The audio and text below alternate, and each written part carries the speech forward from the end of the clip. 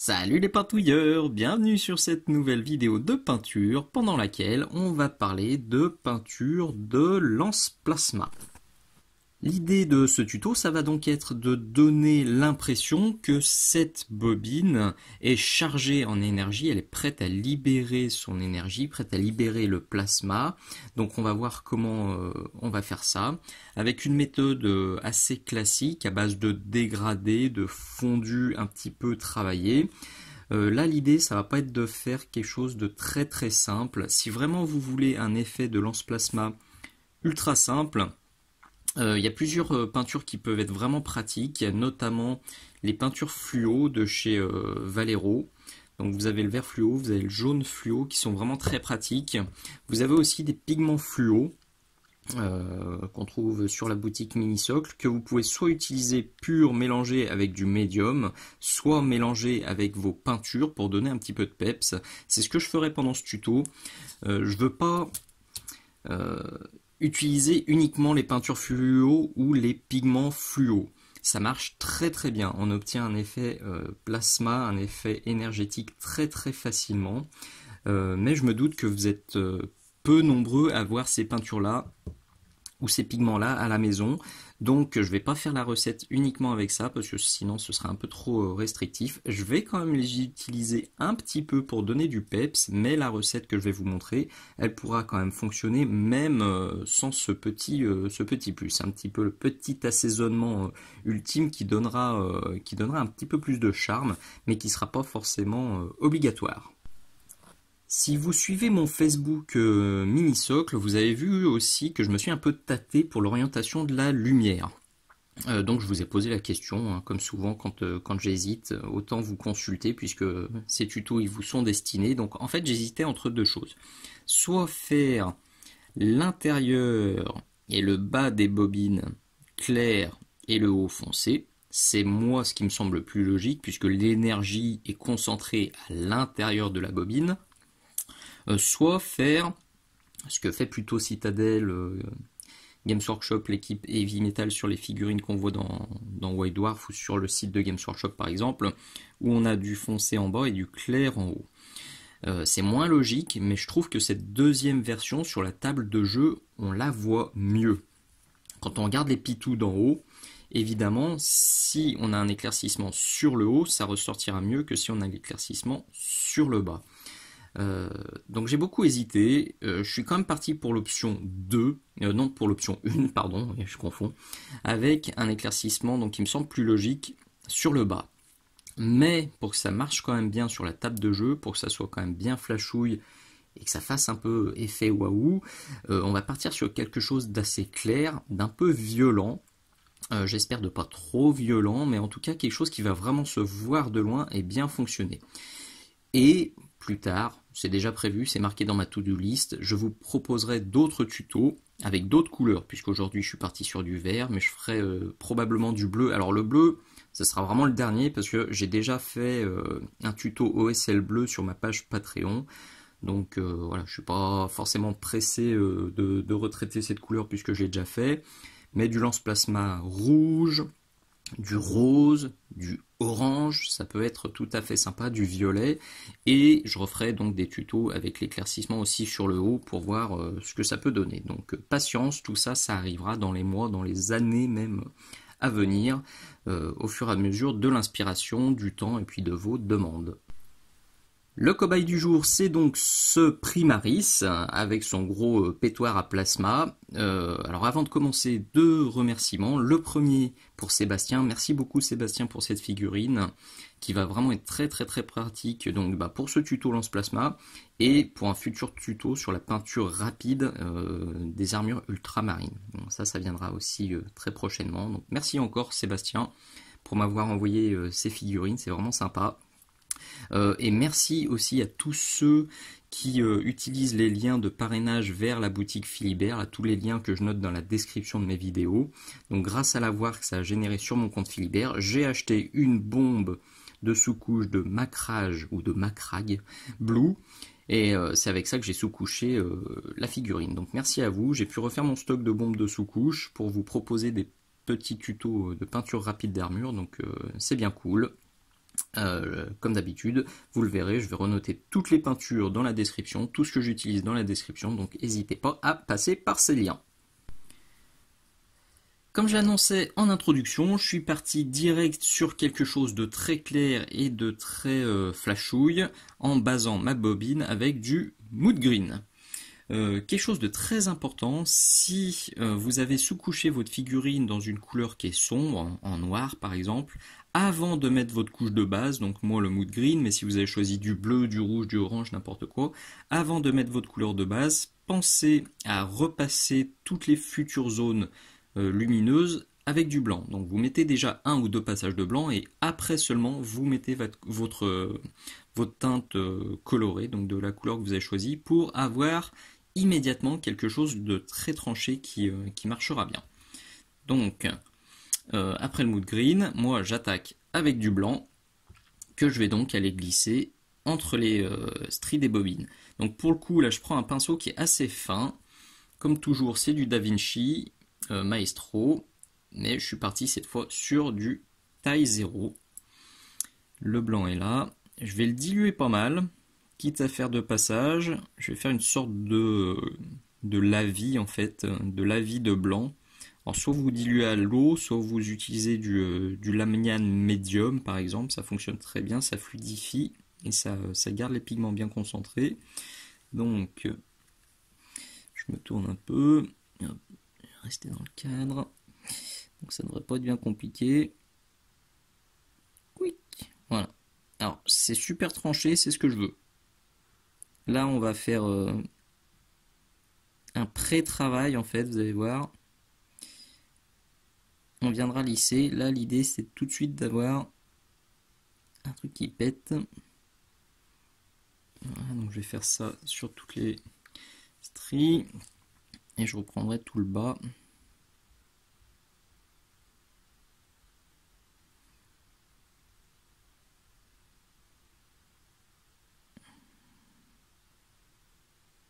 Voilà.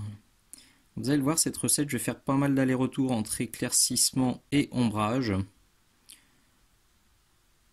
J'ajusterai au fur et à mesure.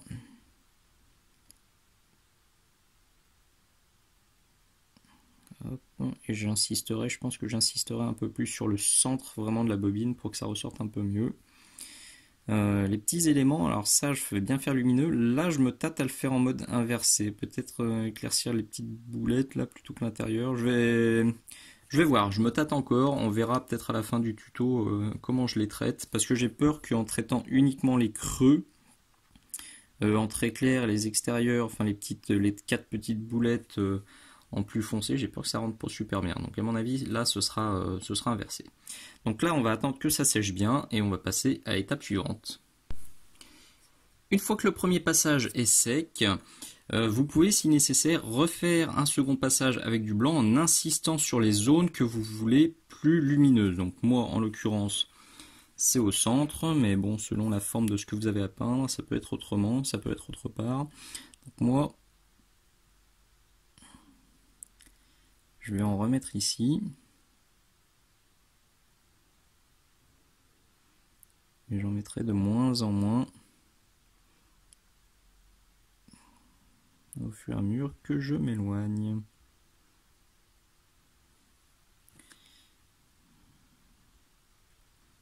Je parle pas trop parce que c'est délicat.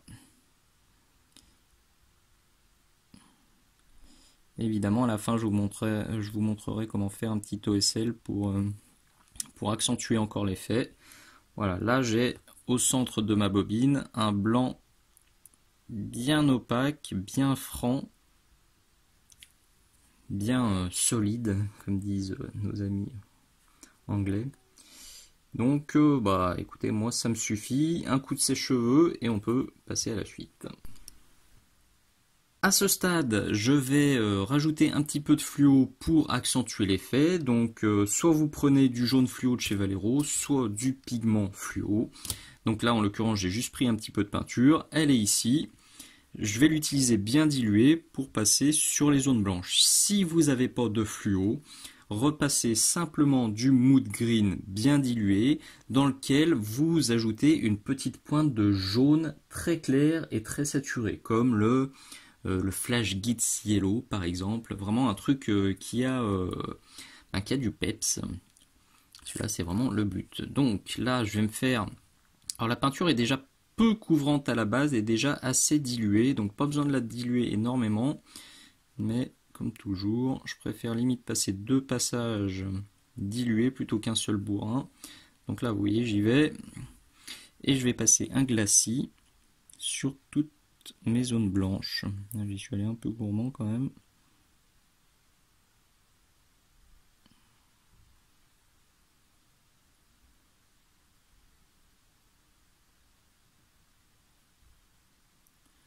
Voilà, premier passage.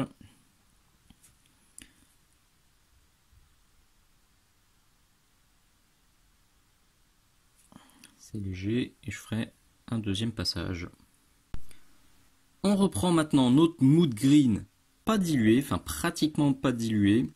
En tout cas, il faut qu'il tienne bien sur le pinceau parce que là, on va reprendre l'extérieur des bobines, là où on a peut-être débordé avec le blanc. Parce qu'on va commencer donc à ombrer et à assombrir les extérieurs. Donc là, vous voyez le pinceau bien à plat. Je vais juste frotter comme ça les bobines pour venir les assombrir. Si jamais vous êtes un peu trop remonté avec le blanc, comme sur celle-ci par exemple, vous pouvez aussi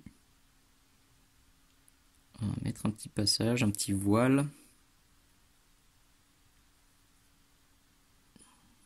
pour retoucher gentiment. Celle-là aussi, je suis peut-être remonté un peu trop.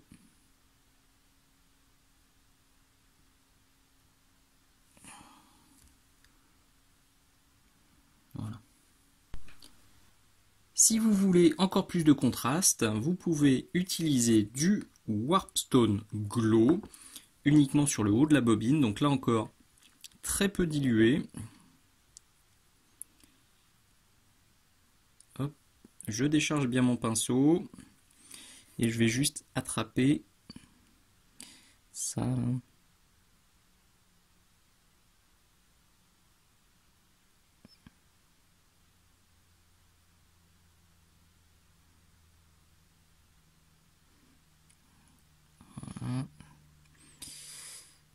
Alors je sais qu'il y en a qui ombrent même jusqu'au noir pour avoir vraiment un contraste très très poussé. J'hésite à le faire. Je pense que je vais faire l'OSL avant. Et de toute façon, je retoucherai les lumières sur la bobine et je verrai si je retouche aussi les ombres ou pas.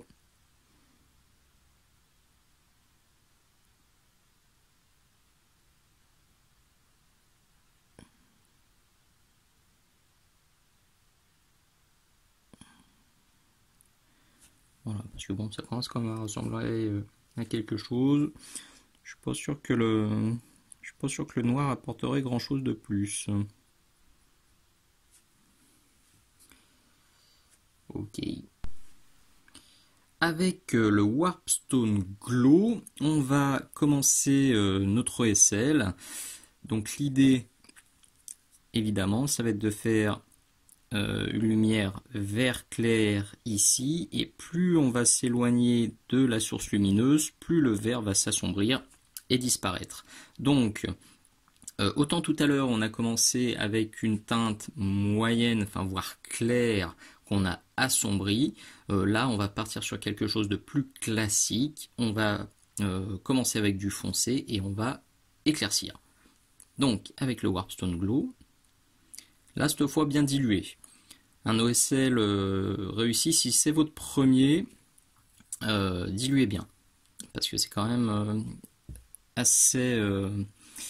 on a vite fait d'en faire trop et ça ressemble plus à un OSL, mais c'est plutôt, ça ressemble à une grosse crotte de pigeon verte fluo. Donc allez-y light. Vaut mieux passer 3-4 fois et monter son OSL doucement plutôt que d'en faire trop et que ce soit super galère à retoucher. Donc là le mouvement de pinceau va être très important. On veut avoir plus de vert sur le haut. Donc le mouvement de pinceau il va être comme ça. Je commence comme ça. et je pousse mon Warpstone Glow vers la source lumineuse.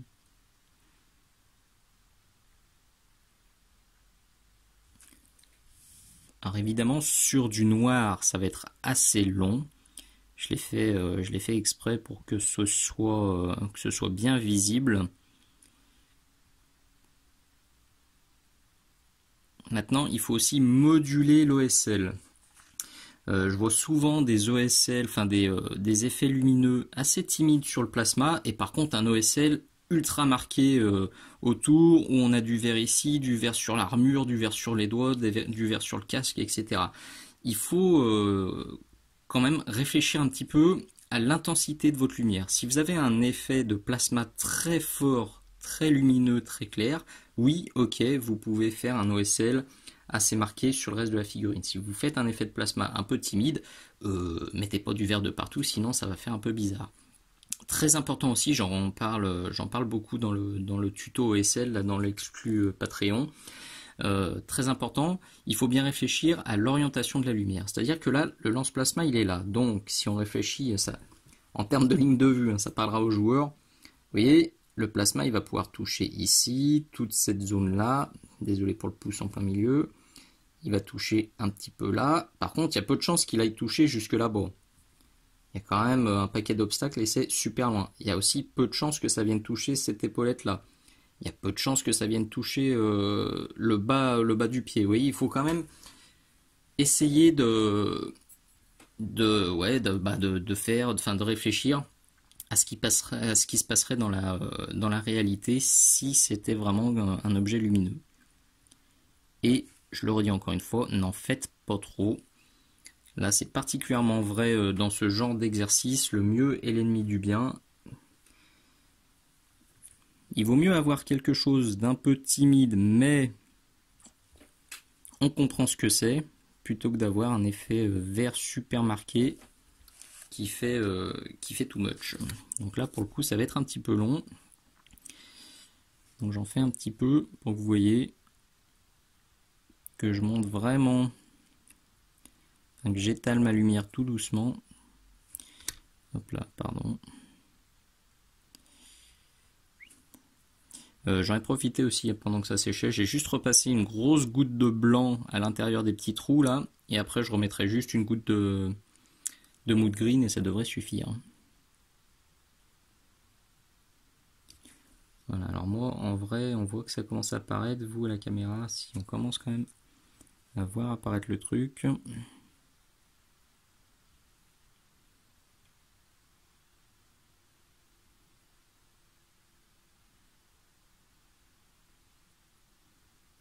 Voilà, pour le coup il faut être assez patient.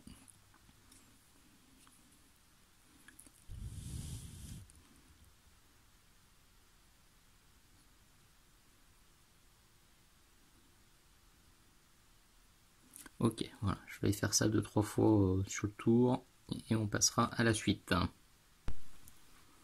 Si vous avez des petits éléments comme ça là, ou comme le rebord qui est ici, qui accroche bien la lumière venant de la bobine, vous pouvez aussi passer un petit coup de Warpstone Glow dessus.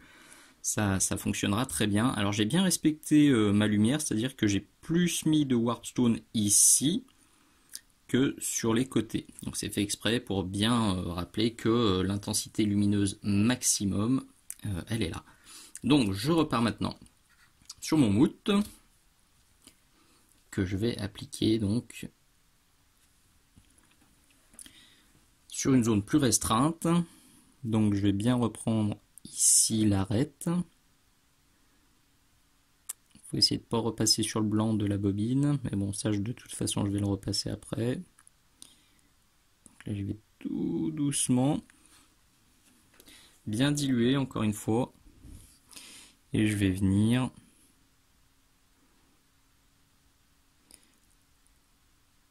pousser ici. Voilà, donc surtout ici, et repassez pas sur toute la zone de Warpstone, hein. Là il faut bien réduire la zone sur ce qui est le plus proche de votre source lumineuse.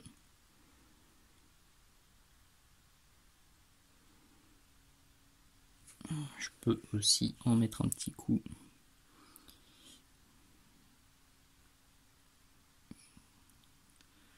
Là, je vais en mettre un petit coup là.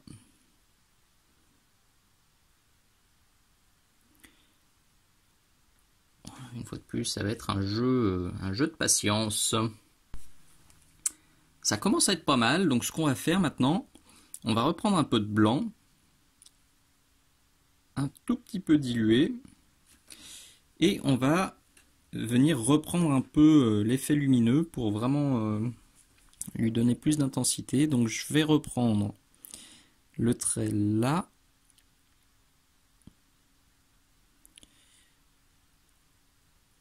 Voilà.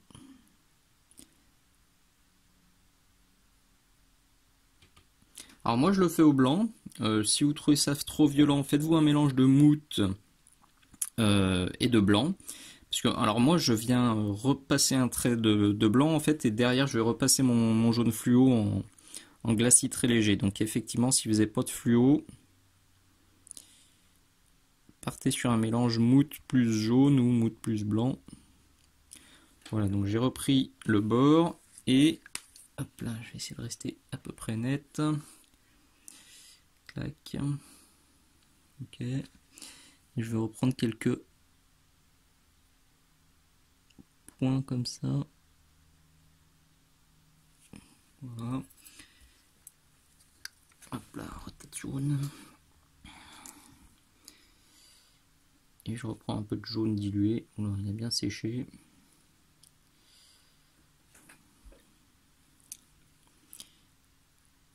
Voilà, et je repasse un petit glacis comme ça.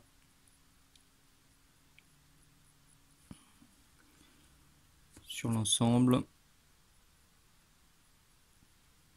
Voilà, je vais laisser sécher, puis je vais voir s'il faut retoucher ou si c'est bon. Donc je vais reprendre, j'ai remis du blanc là, je vais en mettre un tout petit peu là, un tout petit peu là, un tout petit peu là, à droite à gauche, pour voir si ça suffit. Personnellement, je trouve ça suffisant, donc je m'arrête ici. Donc j'ai bien repris la zone ici, j'ai refait les trois fentes ici, et comme je vous le disais au début, là je suis parti sur quelque chose de plus classique pour les 4 petites diodes du bas. Donc j'ai repris aussi l'OSL évidemment ici, je suis resté assez léger juste avec du Warpstone Glow. Ici j'ai poussé un peu le détail, vous voyez, je ne sais pas si on va bien le voir à la vidéo, en tout cas en photo on le voit bien. Donc il y a 1, 2, 3, 4 diodes, donc j'ai fait l'OSL plus lumineux ici, ici, ici et ici. Voilà, tout simplement pour bien respecter chaque source de lumière. Donc moi, franchement, pour du jeu, je pense que ça suffit largement. Vous avez déjà quelque chose qui fonctionne super bien. J'ai testé, même à une distance de 1,50 m, 2 m, on voit vraiment l'effet. Maintenant, si vous voulez faire de la figurine d'expo, vous pouvez sûrement pousser encore un peu plus le détail, notamment en faisant un petit OSL discret ou au moins des rappels de verre sur cette zone-là, qui rentre très proche du bas, sur le bras, peut-être un tout petit peu sur le haut des doigts, un tout petit peu ici, mais vraiment léger, histoire de faire, ce sera plus du rappel coloré, de la nuance, que vraiment du vert très marqué, parce que même si mon lance plasma, même si mon effet de plasma est bien marqué, vous en conviendrez, ça va pas non plus faire une genouillère super verte, sauf si vous partez sur quelque chose de beaucoup plus intense, et si vous mettez la figurine dans l'obscurité par exemple, avec seulement le plasma comme source lumineuse. Mais voilà, là c'était pas bien le thème, ce sera peut-être quelque chose à faire plus tard avec un OSL comme source de lumière unique sur une figurine. Ça peut faire un sujet de tuto assez sympathique. Nous voilà donc au bout de ce nouveau tuto. J'espère vraiment que ça vous aura plu. C'était assez rigolo à peindre. J'ai fait des tests. Là, ça m'a bien plu. Donc, ça m'a donné envie d'en refaire plus tard. Comme je vous l'annonçais, il y aura d'autres couleurs, il y aura d'autres orientations de lumière dans le futur sur la chaîne. Donc comme d'habitude, si ça vous a plu, si vous en revoulez d'autres, n'hésitez surtout pas à mettre le petit pouce vers le haut, ça fait du bien à la chaîne et ça me fait du bien au moral et à la motivation. C'est toujours bon hein, d'avoir vos retours, de savoir que ces tutos vous servent, qui vous sont utiles et que voilà, ça vous fait plaisir de les trouver sur ma chaîne YouTube. Les petits commentaires, les poutous, les bisous, tout ça, je prends, c'est toujours bon pour moi. Comme d'hab, je vous remets la liste de tout ce que j'ai utilisé dans la description de la vidéo, que ce soit le matériel ou les peintures. Si vous voulez me donner un petit coup de pouce, si ma chaîne vous plaît, je vous donne aussi plein d'astuces à la fin de la description de la vidéo. Vous avez plein de pistes pour me filer un coup de pouce. Ça aussi, ça fait toujours très plaisir. Cette vidéo, c'était de nouveau une avant-première Patreon, donc tous mes abonnés ont pu la voir au moins 3 mois avant tout le monde. Donc ça aussi, je vous mets le lien dans la description. Vous avez les vidéos en avant-première sur mon Patreon, mais vous avez aussi les vidéos exclusives. Tous les sujets sont aussi dans la description de la vidéo. Décidément, il y a beaucoup de choses dans la description de la vidéo. Je vous dis encore un grand merci d'avoir regardé. Vous pouvez partager, vous pouvez liker, vous pouvez mettre ce tuto à droite à gauche sur les forums que vous fréquentez, que vous aimez bien. Si vous estimez que c'est utile, il n'y a aucun souci, c'est fait pour. Je vous dis à très bientôt. Ciao.